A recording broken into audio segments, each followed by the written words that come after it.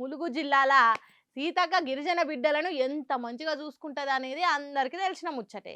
ప్రతిపక్షంలో ఉన్నప్పుడు ప్రతి గూడానికి వాళ్ళ సొంత బిడ్డ తిరిగేది. కరోనా కాలంలో కాలుకు బల్పం కట్టుకొని గుట్టలెక్కింది. చెట్టు చేమలు ఎడవాపుకుంటా వాగులు వంకలు దాటింది. కోయ గోండు బిడ్డలను కంటికి రెప్ప తీరుగా చూసుకున్నది.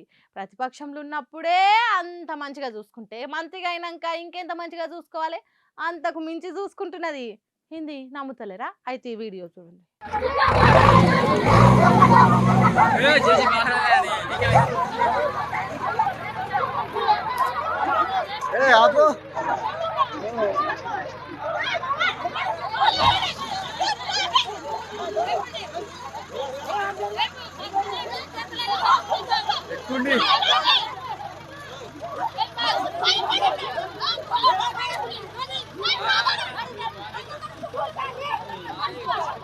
చూసిండ్రా ఎంత మంచిగా చూసుకుంటున్నదో గూడెం బిడ్డలను మంత్రి సీతక్క.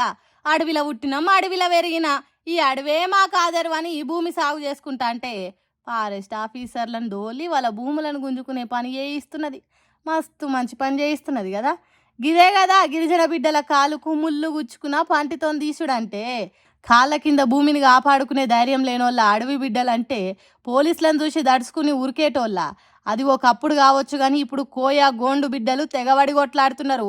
ములుగు జిల్లా తాడ్వాయి మండలం కాల్వపల్లిలో 25 ఏండ్ల నుంచి పోడు భూములు సాగు చేసుకుంటా అంటే ఏం కాలేదు కానీ సీతక్క మంత్రి అయినాక ఇప్పుడు ఫారెస్ట్ ఆఫీసర్లు జేసీబీలతో వచ్చిండ్రు.